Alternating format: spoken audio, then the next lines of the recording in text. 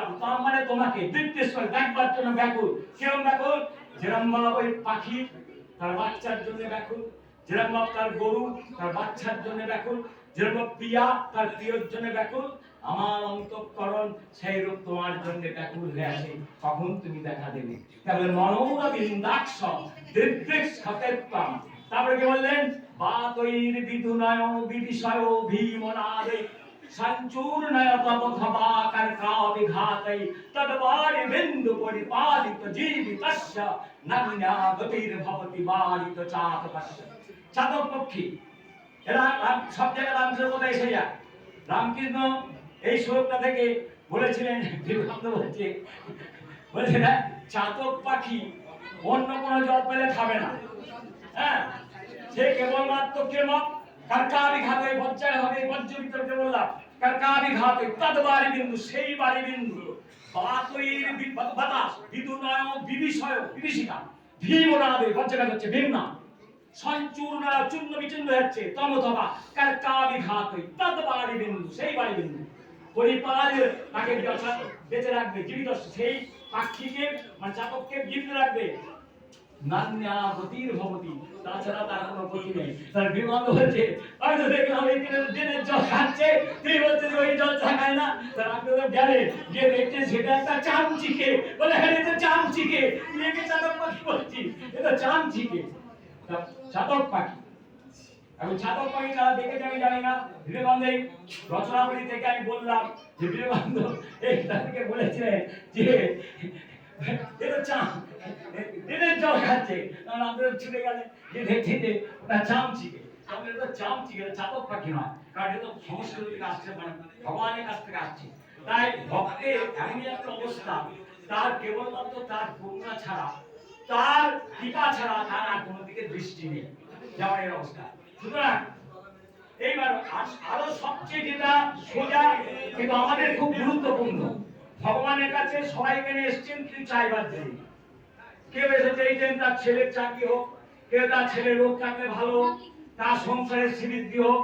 ঠাকুর কিন্তু আমাদের প্রার্থনায় শিখিয়ে দিয়ে গেছে ভগবানের কাছে কি প্রার্থনা করতে হয়। সেই মানেটা না বললে আমার অপরাধ হয়ে যাবে। কোথায় সে মানে বলছে? ঠাকুরের একটা মানে আছে, এ আছে প্রার্থনা আছে পশ্চিম বাংলার জন্য, বাঙালি ভাষীদের জন্য, আর একটা প্রার্থনা আছে হিন্দি বলার জন্য। সারা ভারতবর্ষ পৃথিবীব্যাপী হিন্দি ভাষা, এখানে কোনো বাংলা কথা নেই, সব সংস্কৃত। সেই প্রার্থনাতে ওটা আছে, এই প্রার্থনাতে এটা আছে।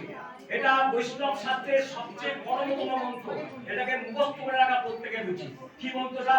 যাচে ভবদ ভক্তি মানন্দ নিষ্ঠা, যাচে ভবদ ভক্ত মানেই সুসঙ্গম, যাচে ভবত পাদ সরজ রাজে চিত্ত ধীরে। সমস্ত অশান্তির মূলে চিত্ত, চিত্তের নানা রকম বৃত্তি এসে আমাদের নানান দিকে উদ্ভ্রান্ত করে দিচ্ছে, হ্যাঁ, তাই জন্য আমরা দিশাহারা হয়ে যাচ্ছি। তাই ঠাকুর বললেন ভগবানের কাছে কি চাইবে, হ্যাঁ, রামদেবের নিয়ে অনেকবার পড়ে গেছে। বিবেকানন্দকে পাঠালেন যা মার কাছে চেয়ে নে চাকরি। বিবেকানন্দ গেলেন, বলে মা আমার জ্ঞান দে, মা আমার বিবেক দে, মা আমার বৈরাগ্য দে। আবার চলে এলেন, বলে কি চাইনি? ঠাকুর শুনেছে, তখন বললেন আবার যা, আবার যা। আবার গেল, আবার সে বলছে আমায় জ্ঞান দে, আমায় বিবেক দে, আমায় বৈরাগ্য দে। আবার এলেন, আবার গেলেন, একই বললেন জ্ঞান দে, বিবেক দে, বৈরাগ্য দে। সুতরাং দেখা যাচ্ছে আমার একটা ভাবমূর্তি বিবেকানন্দ প্রতিষ্ঠা ছিলেন। বাইরের জগতে যখন আসছেন তখন তার মার জন্য, অন্যান্য ভাইদের জন্য চিন্তায় ব্যাকুলে সংসারে, যখনই পরস্পরের সংস্পর্শে আসছে সমস্ত চিন্তা সরে গিয়ে সেই জ্ঞান বিবেক বৈরাগ্যের কথা এসে যাচ্ছে। অর্থাৎ পরস্পরের সংস্পর্শে আর সংসারের কথা মনে রাখতে পারছে না।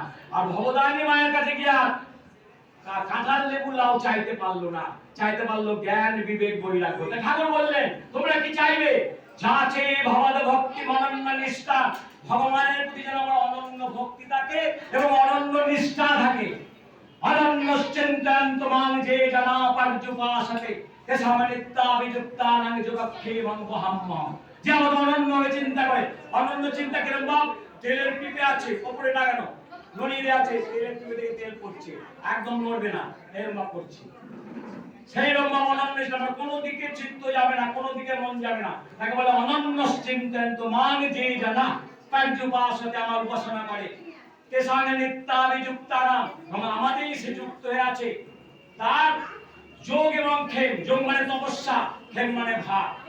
যেও থাকলেই তার একটা ভার আছে। তার যোগ আমি বহন করব, তার ক্ষেম আমি বহন করব। যোগাক্ষেম বহাম মহম।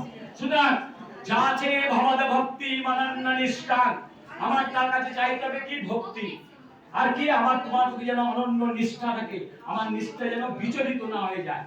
কারণ বলছে মাথায় আকাশ ভেঙে পড়ুক, ভূকম্প হোক কিংবা মহা সর্বনাশ হোক, তথাপি রে ভক্ত তুই ভীতস না, ইয়া তুই স্থির জানিস আমি তোকে বুকে করে রক্ষা করছি, ডাক আমায় ডাক। আমাদের সেই একান্ততা, সেই চিত্তের সমর্পণতা না থাকার জন্য আমরা দুর্বল হয়ে পড়ি। তাই বললেন যা আছে ভবদ ভক্তি মানন্য নিষ্ঠা। আর আজকের আমার এত আনন্দ কেন? ভগবত ভক্ত সুসঙ্গ। ভগবত ভক্ত মানেই সৎসঙ্গ। ভগবত সঙ্গ থেকে কি হবে? অসৎ হইতে মোড়ে লয়ে চলো সতে, অসৎ থেকে আমি সতে যেতে পারবো। কারণ ভগবত সঙ্গে আমরা সতের দিকে যাই। সৎ মানে হচ্ছে ব্রহ্ম, চিত মানে হচ্ছে ব্রহ্ম, আনন্দ মানে হচ্ছে ব্রহ্ম। এই তিনটেই ব্রহ্ম। সৎ মানেও ব্রহ্ম, চিত মানেও ব্রহ্ম, আনন্দ মানেও ব্রহ্ম। তাই ঠাকুর বলেন অসৎ হইতে মোড়ে লয়ে চলো সতে। অসৎ মানে কি? অসৎ মানে জগৎ। জগতের যা কিছু সব অসৎ, সৎ কেবলমাত্র ভগবান।